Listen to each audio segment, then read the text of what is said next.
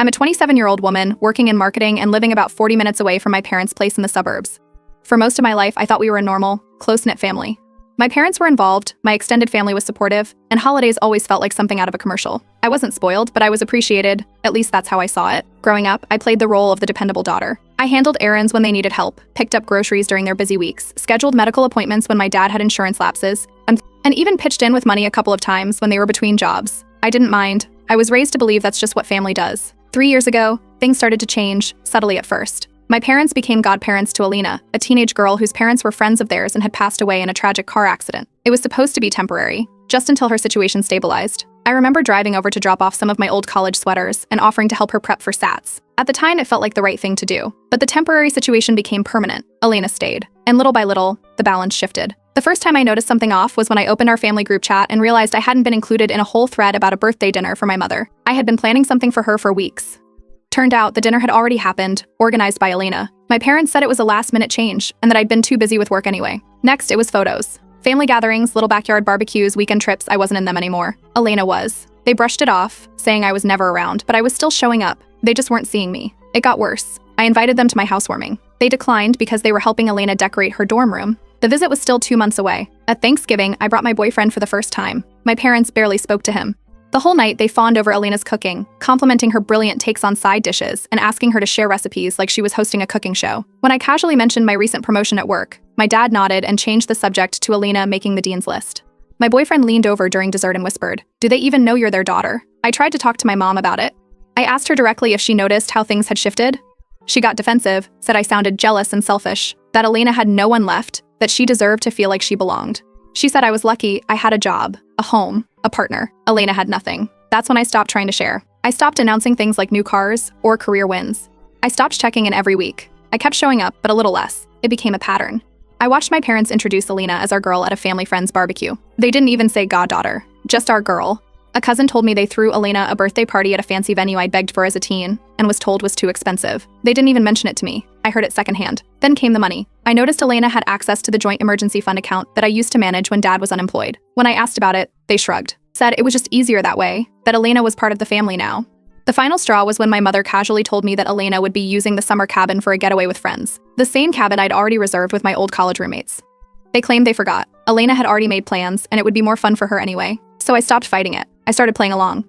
I complimented Alina at events. I asked her about her classes and future plans. I handed over pieces of myself one by one, not because I was giving up, but because I wanted to see how far they'd take it. If they wanted her to live my life, I'd let her try. But I kept notes. I watched. I documented. I offered her my apartment in the city, and she started acting like it was hers. She left dishes in the sink, hosted friends without asking, and texted me like I was her assistant. I taught her how to dress professionally, how to speak in interviews, how to format a resume. I put her in rooms with people I knew. At one dinner, she raised a toast and said, "I wouldn't have made it without Claire." For the first time in months, my parents smiled at me, but I wasn't done. I told Alina that city life was tough, that she'd need to be stronger, smarter, more independent. She got nervous, started texting me nonstop about expectations, work schedules, office etiquette. So I invited her to stay with me for a week to get a feel for real life. During that week, my fiancé and a friend from Human Resources grilled her in a fake interview. She broke down crying. I told her she'd be fine, just not to fall apart when it really mattered. A few days later, I told my parents I wasn't sure Alina was ready, said I was concerned, not critical. They took it seriously. That's where everything started to shift. They had built a dream around her. All I had to do was let her live it. And the more they leaned on her, the more I stepped back, not out of anger, just out of the way. A few weeks after I started stepping back, I got a text from my mother inviting me to a small dinner at the house. Nothing formal, just a little get-together to celebrate some good news involving Alina. No other details. I agreed, mostly out of curiosity. I didn't even bother dressing up too much. When I pulled into the driveway that evening, the first thing I noticed was the number of cars lining the curb. Inside, it was anything but small. The kitchen was filled with trays of catered food, and people I hadn't seen in years were pouring drinks and catching up over laughter. A printed banner hung above the fireplace with Alina's name on it, congratulating her for landing an internship at a prestigious New York firm. Family friends raised glasses to her resilience and bright future. I stood by the drink station for most of it, holding a soda I didn't sip much. When it came time for introductions, my mother stood next to Alina and told everyone how proud they were of our daughter. Then, after a slight pause, she added, "Well, technically goddaughter, but that doesn't matter." No one flinched. No one looked confused. Like it had always been that way. After the dinner crowd thinned out, I headed upstairs to grab something I'd left in my old room a few months back. Except when I opened the door, I barely recognized it. The posters, books, and leftover college furniture were gone. In their place was a soft cream rug, a new desk with a ring light, shelves of color-coded textbooks, and a reading nook by the window. My old room was now Alina's personal study. Not a trace of my things remained. I went downstairs and asked my dad if this had been a recent change. He looked awkward for a second, then laughed and said they just wanted Elena to feel comfortable and secure. I didn't press it. On my way out, I noticed the wall near the stairs where our family had always displayed framed photos over the years. Every single one had been swapped out: Elena's prom, graduation, award ceremonies, and even a recent professional headshot. My college graduation photo, which had hung there since I got my diploma, was gone.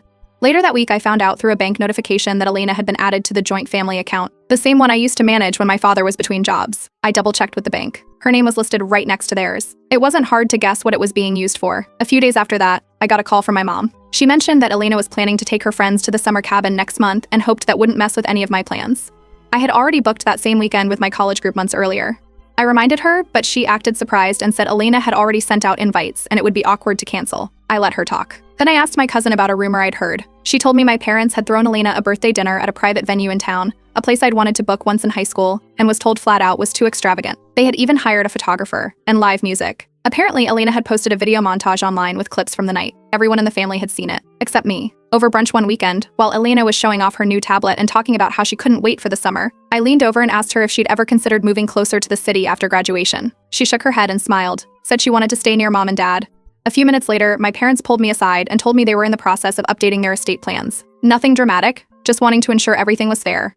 When I asked what they meant by fair, they said I had already built a life of my own and Elena might need more support to feel grounded. It wasn't personal, it was just practical. That night, I went home and opened a spreadsheet. One tab had a copy of the old emergency account transactions. Another had photos of the house from before and after Elena moved in. Another had property documents I'd been keeping track of. And a final tab was labeled cabin. It was all starting to make sense. Every time I stepped back, they handed over something I used to handle. My room, the account, the cabin, even the role of daughter, inch by inch. I didn't fight it. I let it keep happening.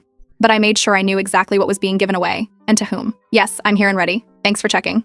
Here's update 2, written exactly as instructed and continuing directly from where update 1 left off. After that dinner, I decided to switch gears. No more questions, no more challenges, just cheerful support. At family gatherings, I brought silly gifts for Elena labeled from your favorite older sister. Everyone laughed. My parents beamed. Elena played along. I started offering little things. I told her she could crash at my apartment in the city if she ever needed to cut down on commute time or wanted a change of scenery.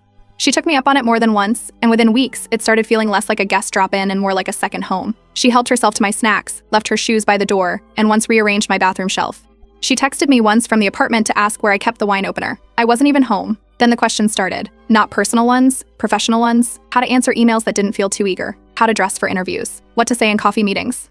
Her parents couldn't guide her through those things, so she came to me. I told her what fabrics looked high-end without the cost. I edited her resume while waiting for a Zoom meeting to start. I dropped her name in a casual chat with a junior partner at my firm who owed me a favor. They met for coffee a week later. At the next family dinner, Elena brought it up. She thanked me for the introduction and said she wouldn't have known where to start without my help. For the first time in months, both of my parents looked directly at me with genuine smiles. A few days later, my boyfriend proposed. Just the two of us in our living room. No cameras, no audience, no one to compete with. I didn't tell anyone yet, not because I was hiding it, but because I wasn't done watching how far this fantasy would stretch. When Elena texted me about her meeting with the partner, I replied with, "Elena's the main character. I'm just background noise," adding a wink at the end. I had heard my mother say that exact phrase 6 months ago, describing how they prioritized Elena because she needed it more. Now I used it like a joke. But it landed differently. I told Elena the city could be a tough place to work, that people wouldn't always be kind, that her bosses wouldn't explain things twice, that clients would expect answers on the spot. Her replies started getting longer. More questions. More nervous energy. She asked about how to walk into a room confidently, what shoes would be considered too casual, whether using a pink planner looked unprofessional. I offered to let her stay with me for a full week to experience a normal routine before she fully committed to any job offers in the city. She agreed right away. She showed up on a Sunday night with a suitcase and a tote bag full of planners, folders, and highlighters. My fiancé and I gave her the guest room. For the next 5 days, we let her experience what a weekday really felt like in our world. We left early. We came home tired. My fiancé played the role of a demanding project lead and ran her through a mock interview one evening. She wasn't prepared. She didn't bring her resume. She got basic terms wrong. She gave one-word answers. Halfway through, she started crying and left the room. I followed after a few minutes and handed her a glass of water. I told her she'd be fine, just not to fall apart when it really counted. On Thursday, while she was out buying groceries to contribute, I called my parents. I said Elena was trying, but I wasn't sure she was quite ready for city life. I used words like concerned and worried instead of disappointed or unimpressed. They listened carefully. Elena left on Saturday morning. She thanked me for everything and promised to bounce back stronger. She even folded the blankets before she left. By Sunday night, I received a message from my mother. She asked if I thought Elena needed more time before moving or maybe something closer to home. I said it might be worth keeping her nearby a little longer. Everything was moving exactly the way I wanted it to. And Alina didn't even know it. All good on my end and ready to keep going with your story. Here's update 3 600 words, continuing right from where update 2 left off. After Alina's week-long test run at my place, things started shifting faster than I expected. At the next family gathering, I brought her another gift, this time a framed quote that read, "You've got this, CEO energy." I added a sticky note that said, "From your favorite older sister." Everyone laughed. She blushed. My parents looked at me like I was finally understanding the new dynamic. A few days later, my fiancé invited Alina to a mid-sized networking mixer in the city, the kind with investors, founders, and a handful of high-level consultants. She came dressed up and ready to make a splash. But when someone asked who she worked for, she used my last name, tacking it onto a company I didn't even work at. The conversation got awkward when they followed up, and she couldn't explain what the company actually did. One of the women from my team looked at me across the table and mouthed, "Intern?" I smiled, took a sip of wine, and replied, "She's family." Then I walked off. A few days after that, my mother called to tell me that Alina had been accepted into a competitive graduate program just outside the city. She asked if I could help her find housing close to campus. I waited until the deadline was just a few days away, then sent over a few listings, small, older apartments near the industrial edge of the neighborhood. The cheapest option was a third-floor walk-up with bad lighting and paper-thin walls. Alina took it. Within a week, she started complaining about the place. Her roommate played music too loud. The Wi-Fi cut out every few hours. The landlord was unresponsive. I reminded her that it was a stepping stone, not a palace. Everyone starts somewhere. To help keep appearances up, I arranged a second mock interview. This time, it was with my fiancé and a friend from Human Resources. Alina forgot her resume. She answered questions with long-winded stories that had no point. She confused terms. She froze when asked how she'd handle a difficult client. Her parents drove her to her orientation that weekend. When they returned, my mother told me that an advisor had pulled her aside and said Alina was already falling behind on her coursework schedule. At our next dinner, I raised my glass and toasted to Alina for keeping it together. I added, "You're handling more than anyone should alone." It landed exactly the way I meant it to, on her shoulders. She started getting snappier in group chats. Complained about delivery delays. Said slow internet was costing her class points. She vented to me daily about how unfair her professors were, how no one taught her basic tools. I stopped replying instantly. Sometimes I waited hours. She asked to stay over again just for a weekend to clear her head. I told her I had a friend visiting and needed the space. She didn't respond. Later that week, I had coffee with my father and mentioned that Alina seemed stretched thin. I said it softly, like it was just an observation, not a warning. That evening, I stopped by Alina's place to drop off a bag she left behind at dinner. She invited me in. The place was a mess. Half unpacked boxes, dishes in the sink, clothes draped on chairs. I told her she reminded me of myself back then, burned out before I saw it coming. She nodded and changed the subject, but she heard me, and so did everyone else. Alina's messages started coming in daily. Questions about her professors, complaints about deadlines, worries about how to handle a group project. I let them sit unread longer and longer, a few hours at first, then a day. Sometimes I replied with a simple thumbs up or a vague "you'll figure it out." During brunch one weekend, she leaned across the table and mentioned she was failing one of her core classes. She hadn't told my parents yet. I told her it was better to clear the air early before things got worse. She nodded, stirred her coffee, and changed the subject. Later that evening, I brought it up to my parents. I didn't say much, just that Alina seemed to be working hard but might be overwhelmed. I added that she probably didn't want to disappoint them. My father frowned. My mother got quiet. The next week, they started dropping by Alina's place without warning. Just quick check-ins that turned into full kitchen inspections and questions about how she was spending her time. My mother called me afterward to ask if I thought Alina was handling the pressure. I told her grad school was different for everyone and that maybe Alina just needed to adjust at her own pace. Alina's roommates, meanwhile, started reaching out to me through social channels. One complained about Alina taking calls late at night on speakerphone. Another said she never cleaned the shared kitchen and left her stuff everywhere. A third mentioned that Alina constantly asked for help on tasks she should have already known how to do. I invited my parents to dinner the next weekend. I kept it simple, just a few homemade dishes and a clean apartment. After dessert, I mentioned that some people thrive better in quiet environments, especially when there's a lot of pressure. I added that maybe Alina would do better in a place of her own with fewer distractions. My mother asked if I was offering. I smiled and said that with my fiancé and I planning for our future family, we needed every bit of space we had. A few days later, Alina sent an invite to a formal gala hosted by her grad program. She wanted me there. I could tell she was trying to show everyone she belonged. I showed up in a navy dress suit and heels, the kind of look that reads polished but effortless. Within minutes, I was in conversation with two professors I'd met at another event and a board member who'd heard of my company. Alina stood beside me, quiet and wide-eyed. At one point, my father joked about how awkward I used to be at those things during my early career. He added that I'd come a long way, and that Alina was lucky to have a big sister like me guiding her through. Alina didn't smile. After the gala, she followed me out to the lobby and said I'd undermined her in front of people who mattered. I said she was probably just under pressure, and that it happens to everyone. The next morning, I called her and suggested she take a temporary leave from her program. I told her it wasn't failure, just strategy, something successful people do when they need to reset. That night, my mother brought it up first. She asked if I really thought Alina should step back. I said that sometimes pacing yourself is smarter than pushing through. By the weekend, both parents were on board, encouraging Alina to consider part-time coursework or even taking a break to get her head on straight. A few nights later, I stopped by to drop off a charger she left at my place. Alina was in the middle of arguing with my parents. She said they were suffocating her, that they didn't trust her to do anything on her own. I didn't say a word. I set the charger down on the counter and quietly left. That same night, I contacted the internship coordinator where Elena had been placed for summer. I recommended a check-in, nothing dramatic, just a wellness conversation to make sure she was managing the transition.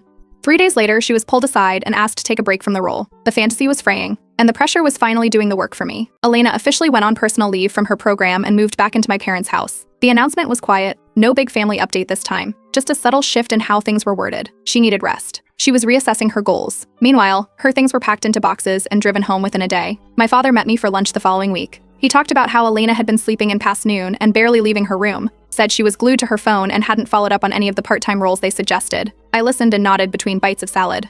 2 days later, my mother called. She asked if I knew anyone who could offer Elena a flexible job, something soft entry that wouldn't overwhelm her. I told her I'd think about it. I didn't. That weekend, Elena sent me an updated resume, asking for feedback. It sat in my inbox for 3 days. Then I replied that I was swamped and could maybe glance at it next week. I never followed up. My fiancé and I hosted an engagement dinner at a small private dining space downtown. Just friends. No family. No drama. No Elena. One of my cousins saw the photos on a mutual friend's story and mentioned it to my aunt, who brought it up during a phone call with my mother. That's how it spread. The next time I visited my parents, they asked why they weren't included. I said it was a small gathering for people who'd supported us from day one. My mother looked hurt. My father stayed quiet. I added, "You already chose who you wanted to celebrate. I'm just doing the same." My mother cried. She said I was dividing the family. I told her that division didn't start with me. I just stopped pretending it wasn't there. At a family brunch the following week, Elena made a comment about being excited for bridal dress shopping. She said she assumed she'd be my maid of honor. I didn't sugarcoat it. I told her I'd already asked my best friend months ago. She stared at her plate and didn't say another word the rest of the meal. A few days later, she invited me out for lunch, just the two of us, to talk. I declined, said my calendar was full for the next several weeks and wished her well.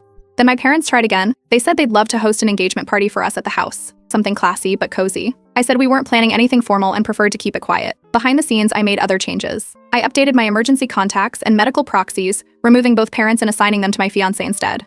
I switched insurance documents, added passwords to shared storage apps, and rerouted mail tied to the family address. They started noticing. Missed birthdays, fewer photos, fewer calls. They weren't blocked. They just weren't included. I also finalized the paperwork to transfer the family cabin. It was a quiet legal process. I paid out the equity stake and completed the title change under my fiancé's name. The next time someone tried to plan a family getaway there, the calendar was already locked, and the access code changed. The final moment came when I stopped by their house to return something I borrowed months earlier. I walked through the living room on my way out and past the family photo wall. It was neatly updated. Fresh frames. New lighting. Elena front and center. I wasn't in a single picture anymore. I didn't touch anything. I just walked out, shut the door, and locked it behind me. I finalized the transfer of the cabin under my fiancé's name without a word to anyone. The process was clean, documents signed, title cleared, locks changed. A few weeks later, my parents tried to book a weekend getaway and were told they no longer had access. They called, but my number was no longer tied to their phone plan, and my voicemail didn't allow messages. Elena reached out through a mutual friend. She'd been planning to host her engagement party at the cabin, one that didn't exist yet. Her message said she was blindsided. I didn't respond. Around the same time, my fiancé and I closed on a house in another state. Quiet neighborhood, long driveway, no shared fence lines. We told no one except a few close friends. No forwarding address was given. No housewarming invite sent. The next family event I showed up for was my aunt's retirement party. I arrived with my fiancé, dressed casually, holding a bottle of wine and a small gift. During a lull in conversation, I mentioned we'd be moving soon, just dropped it into a chat over cheese and crackers. My mother caught me alone afterward and asked if I was cutting ties completely. I told her the truth. They had made their choices years ago. I had just finally accepted them. My father tried to soften things with compliments, said I'd always been tough, said they were never worried about me. I nodded, smiled, and walked away before he could finish. Elena overheard part of it and approached me later, said she never wanted to replace anyone. I told her she didn't have to. It happened anyway. A few days before the move, I dropped by the house one last time to return a stack of old tax documents they'd stored in my garage. I found my childhood keepsakes in the corner, boxed, taped, and labeled donate. I didn't open any of them. I left a note on top of the stack that said, "You already gave everything I cared about away." I walked out, shut the door behind me, and never looked back. Elena never returned to school. Her break quietly became permanent. She bounced between short-term jobs and stayed at my parents' house, treating it like her base. My mother started venting to cousins about how she lacked drive. My father made jokes about her sleeping in until noon. By then, I was already settled into my new role, new office, and new name. Married, promoted, no longer in the loop, no longer on standby. Months later, a family friend forwarded me an email from my parents. It was an announcement. They'd sold the house. Said they wanted to start fresh and find something more manageable. I read it once, laughed quietly. Then I deleted it and got back to work.